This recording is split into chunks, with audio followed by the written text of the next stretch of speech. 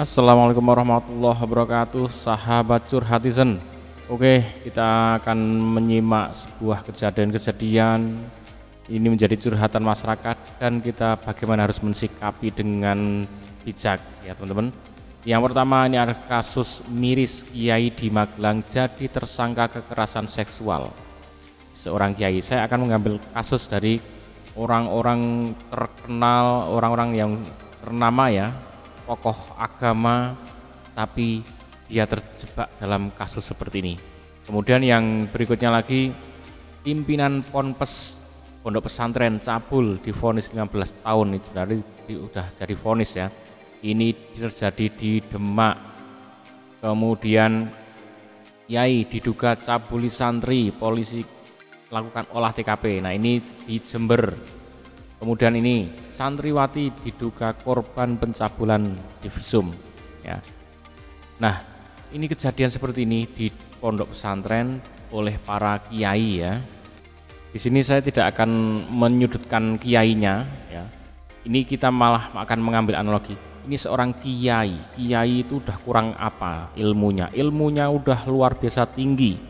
Mengerti banyak hal, aturan segalanya tahu. Tapi masih bisa terjebak melakukan hal seperti ini, pencabulan ya, masih terjebak pada seksual ya.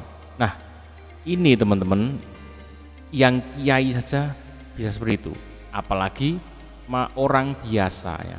Jadi kiai itu kan sedikit, itu aja ada beberapa kejadian seperti itu yang tidak terungkap pun ada ya. Ini yang terungkap saja, yang enggak lebih banyak sebenarnya ya. Tapi kalau kiai aja terjadi berarti untuk masyarakat biasa jauh lebih banyak benteng akidah Nasr itu.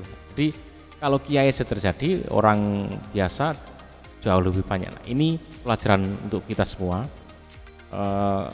Kalau kita mau memondokkan anak kita atau menyekolahkan anak kita, entah kiai entah guru, sama aja ya, punya potensi seperti itu. Maka yang jadi harus dibentengi ke anak-anak kita itu kalau mau pergi sekolah, pergi mondok, itu harus tahu bagaimana sih hubungan wajar antara laki-laki dan perempuan. Nah, itu harus tahu dulu. Kalau nggak tahu nanti akan bisa terkena seperti ini. Misalkan seorang kiai kan nggak ngerti kalau santrinya ini ditaksir disukai atau apa, terus nanti akan dilecehkan, kan nggak ngerti. Kalau seorang kiai sampai memanggil kemudian di tempatnya tertutup ya, itu udah masalah ya. Itu udah nggak boleh, tempatnya tertutup, kemudian sudah mulai dari ucapannya mulai menjurus ucapannya, apalagi udah fatal kalau sudah main fisik, nyenggol, megang. Nah, itu sudah, kalau sudah anak-anak yang dewasa ya, sudah nggak boleh itu dipegang, apalagi megangnya sampai area yang terlarang, fix, itu sudah nggak boleh. Nah, maka batasan-batasan itu yang harus tahu, entah anak kita laki-laki perempuan. Karena apa? Anak laki-laki pun bisa jadi korban seperti itu. Anak laki-laki bisa jadi korban, anak perempuan juga bisa, semuanya bisa jadi korban. Nah, maka yang harus dibekali, kita harus membekali anak-anak kita seperti itu. Karena kita nggak tahu setan itu akan merasuk kapan, di mana, sama siapa. Kiai bisa terjebak seperti itu. Jadi kita bukan berarti nggak percaya sama kiai, siapa lagi kalau nggak yang mau kita percaya kalau kiai aja nggak dipercaya ya. Jadi kita tuh sama orang ya percaya, tapi pada kepercayaan itu kita harus paham, tahu batas-batasnya tadi.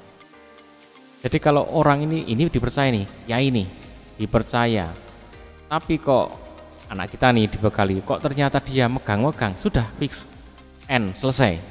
Kalau perlu keluar, ya keluar. Karena apa? Karena sudah terjadi penyimpangan. Ya. Nah, itu harus benar-benar dipahamkan. Di sekolahan juga sama. Misalkan kok guru melakukan seperti itu ya, nah itu juga anak kita harus dibangun komunikasi yang baik supaya bisa sampai ke orang tuanya, jadi kita bisa mengambil tindakan. Oke, sahabat curhatizen, semoga curhatan ini Kalau ada permasalahan seperti ini, kita punya bekal dan kita bisa menjaga diri kita, anak-anak kita dari kejadian-kejadian yang tidak diinginkan seperti ini di dunia umum maupun dunia pendidikan atau dimanapun ya. Karena setan itu memang akan masuk kemana saja, ke siapa saja, kapanpun ya. Maka ya itulah harus waspada. Oke, ikuti terus Curhatizen. Jangan lupa like, comment, and share, subscribe. Assalamualaikum warahmatullahi wabarakatuh.